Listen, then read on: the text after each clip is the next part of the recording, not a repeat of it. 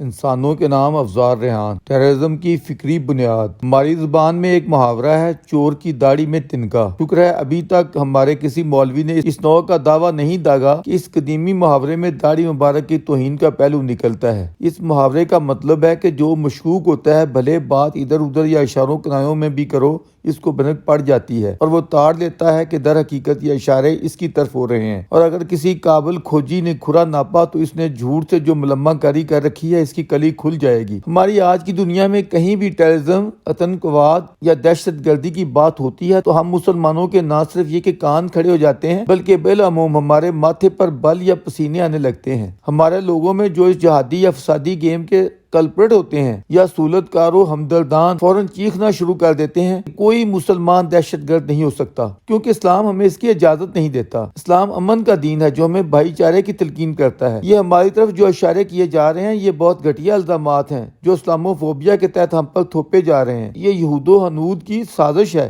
جس کا مقصد پوری دنیا میں اسلام اور مسلمانوں کو بدنام کرنا ہے۔ جن دنوں ٹیررزم کا یہ دھندا زوروں پر تھا، اگر یہ درویش کہیں اپنے کالم میں اسلامک ٹیررزم کی ٹرم استعمال کر بیٹھتا تو ایسے الفاظ کو تنبیہ کے ساتھ کاٹ دیا جاتا تھا کہ دیکھو ٹیررسٹ تو ٹیررسٹ ہوتا ہے، اس کا کوئی دین و مذہب یا ایمان نہیں ہوتا، لیکن ساتھ ہی ہندو، بدھ، مسیح یا یہودی لوگوں کی سچی جھوٹی مثالیں ڈھونڈ کر اسی نوع کی ٹرم ان کے لیے روا قرار دیتے ہوئے طویل بھاشن سننے کو ملتا۔ اس پر بازار خاموشی کے باوجود اندر ایک طوفان امڑ آتا کہ حضور جو قوم اپنے پیغمبر کے نواسے کو کنبے اور بچوں سمیت ذبح کرتے ہوئے بے دردی سے ان کے ٹکڑے کر سکتی ہے، کون سا ایسا گنونا فعل ہے جو یہ عظیم قوم سر انجام نہیں دے سکتی۔ پیغمبر کے دونوں دامادوں اور خلفاء سیدنا عثمان اور سیدنا علی کے قاتل ہندو، بدھ یا یہود تو نہیں تھے، پکے سچے کلمہ گو مسلمان تھے، بلکہ خود کو اپنے تئیں اعلیٰ مسلمان خیال کرتے تھے۔ اس لیے یہ کہنا کہ کوئی مسلمان ایسی گھٹیا حرکت نہیں کر سکتا، اس کے جواب میں شاید یہ کہنا بنتا ہے کہ سوائے ہمارے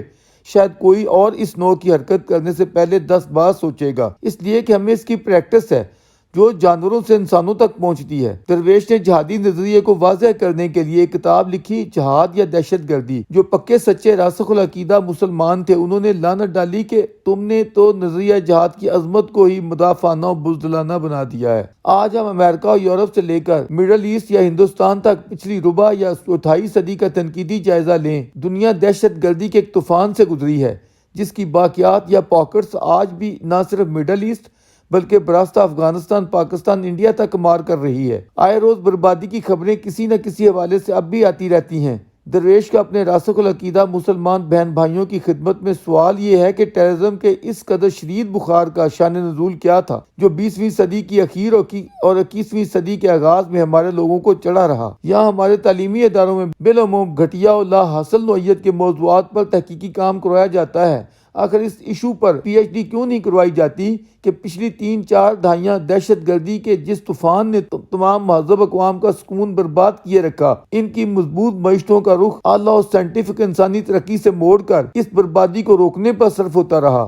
انہیں اپنی سیکورٹی کی بلند و بالا دیواریں تعمیر کرنی پڑیں، اپنے وسائل اس پر جھونکنے پڑے، کئی انسانی حقوق اور آزادیوں پر گردنے لگاتے ہوئے اپنے قوانین بدلنے پڑے، اور دنیا اس سیکورٹی پروسیس سے آج بھی گزر رہی ہے۔ ہمارا پہاڑ جتنا بھاری سوال یہ ہے کہ ٹیررزم کی اس سونامی کا باعث یا کارن کیا تھا؟ آپ لوگ اس امر پر تحقیق کیوں نہیں کرواتے ہو کہ اس طوفان بدتمیزی کے معماران، ذمہ داران اور سہولت کاران کا اصلی مدعا کیا تھا؟ انہوں نے یہ بربادی اپنے کس ٹارگٹ کو حاصل کرنے کے لیے کی جس سے وہ آج بھی باز نہیں آ رہے؟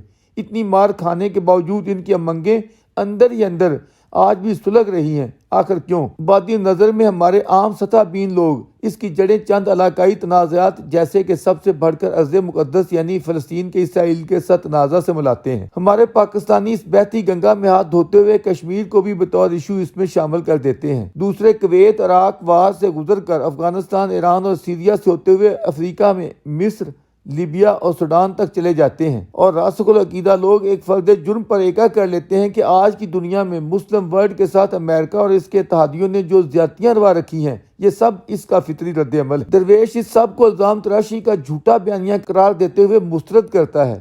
کیونکہ اگر یہ نام نہاد علاقائی تنازعات نہ بھی ہوتے تو ہمارا جنونی نظریہ حیات پھر بھی دنیا کو آگ لگانے یا بھسم کر دینے کے جذبات سے سرشار تھا۔ یہ جنونی نظریے اور 20ویں صدی میں اس کی ظالمانہ نئی تعبیر و آبیاری نے اس نوع کے طوفان اٹھانے ہی تھے۔ 632 میں پرافٹ کی رحلت کے بعد مسلمانوں بالخصوص سنی مسلمانوں میں جیسا تیسا طاقت کا ایک مرکز یا ادارہ چلا آ رہا تھا جسے یہ لوگ خلافت کا نام دیتے ہیں۔ شیعہ اس کے متوازی امامت کا تصور پیش کرتے چلے آ رہے ہیں۔ گو کہ چند ادوار کے سوا جیسے کہ مصر کے فاطمید یا ایران کے صفوی انہیں اقتدار نصیب نہیں ہو سکا، لیکن ان کی تمنائیں اندر اندر سلگتی رہی ہیں، جنہیں 1979 میں خمینی کی امامت نے ولایت فقیہ کا پیکر دے دیا، جبکہ سنی اسلام کے ایسے ہی راسخ العقیدہ علمبردار 1924 میں خلافت عثمانیہ کے خاتمے سے لے کر تاحال اندر ہی اندر جل بن رہے ہیں۔ وہ 20ویں اور 21ویں صدی کے موجودہ عالمی سیاسی سٹرکچر سے ناخوش و رنجیدہ خاطر ہیں۔